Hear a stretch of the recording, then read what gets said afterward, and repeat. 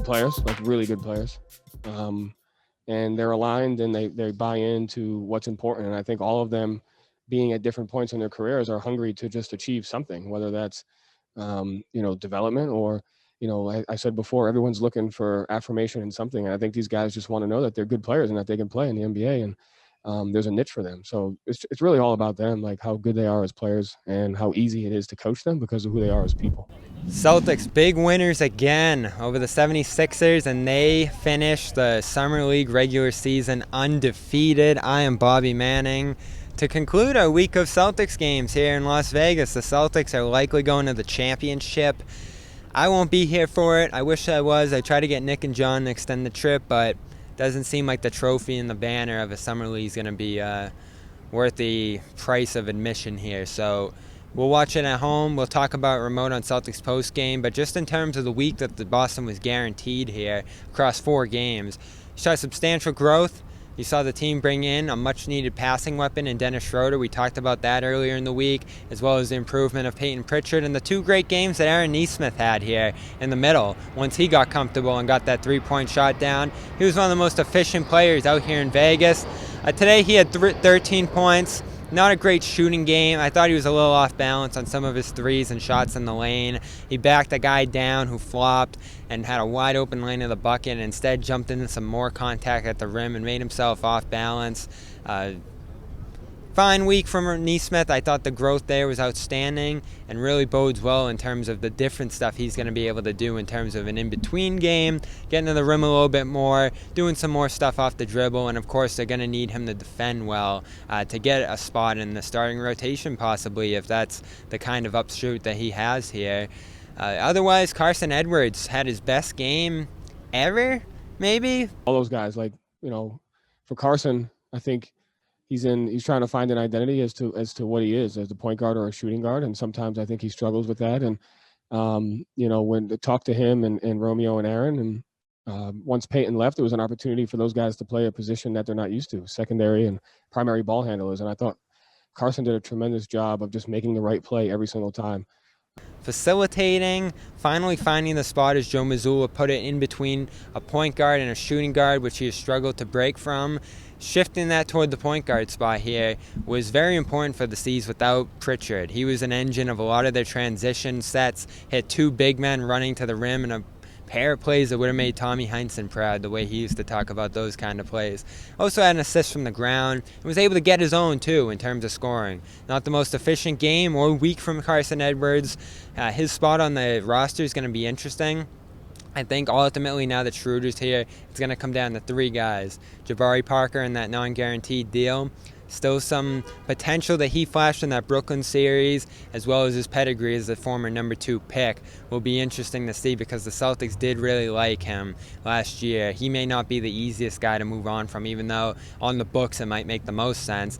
So that leaves Edwards, who certainly I think proved his worth as an NBA player, but may not have the opportunity in Boston to do the kind of stuff that we saw him do today, especially this season, bringing in 2 new rotation guards and needing minutes to go around between the 3 main guys there, plus Pritchard. Bruno Fernando, though, he was in a crowded situation too coming into this week. Wasn't sure if him, Chris Dunn, were going to be shipped in different directions. And I think ultimately what Bruno was able to accomplish here with a real strong outing, 11 rebounds, finally had that big rebounding game that I've been waiting for from him. The per 36 rebounding numbers last year, even though he didn't play a ton in Atlanta, were awesome. He was dominant on the boards and physically imposing. His 240-pound frame barreled through guys again and again this week. His yelling, his roaring on that end, and a chase down block was one of the plays of Summer League so far when he was able to stop one of the Philadelphia players going to the basket out in transition. He got there, tapped his hand on the rim as he's done it again and again, trying to contest shots way up there, and put a little statement on it. His 2 putbacks, 2-handed throwdowns, maybe when they didn't necessarily have to be that loud to make an impact there. all this different stuff you look at that he did, I think is going to firmly put him in the camp. But all three of these guys will go to camp, as well as some others that were with this group too that I believe the Celtics really ended up liking. Holman, Zach August, those guys can end up moving on the main and still be bodies with this team going forward. So overall, just a feel-good week for the Celtics. Beyond the fact that they were able to win all these games and possibly win a championship here, they've just showed that some of their depth talent here is really good when you stack it up against maybe one or two other guys on other teams. So will it translate? I think defense is going to be important in that sense, and that's where Romeo Langford comes into play. Schroder, Blakely, and I did a video about him and the defensive four. Still really putting him in a good place to be part of this rotation, even though he didn't have the most flashy week offensively. So you would have liked to have seen more from Romeo out here, especially in this last game. Ends up averaging 11 points a game out in this showcase.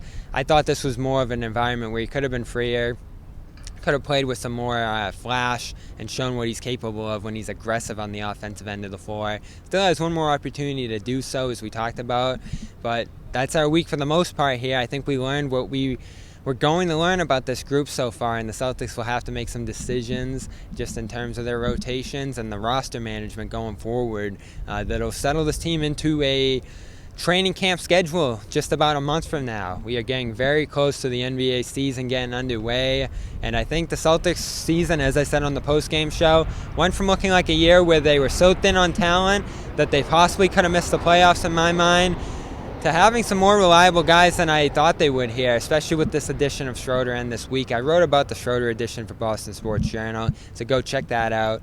Bit of a mixed reception to it. Certainly were some issues in LA last year with COVID protocol that I got into a little bit there that makes some people think that they're going to have to address some off-stuff court with him too, especially after he missed a big payday. What will his role expectation be on this team?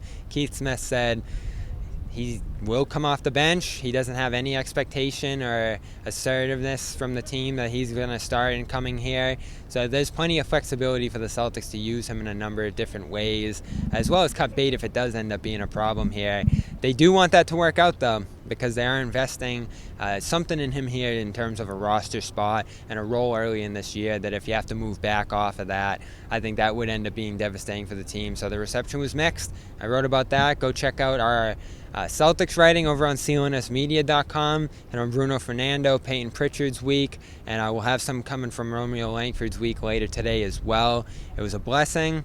It was an honor. It was really fun in and out of Thomas and Mack Arena, bouncing around Las Vegas this week, eating a ton of tacos. I had tacos for breakfast this morning with a late rise, so couldn't get it extended. Won't be here for the championship game, but I appreciate the time and attention you did provide to our coverage here. Thanks to Schroder, Blakely as well, who gave me a ton of advice, as well as everyone else out here who sort of helped me along on my coverage here and contributed to it as well. So hope you guys enjoyed it.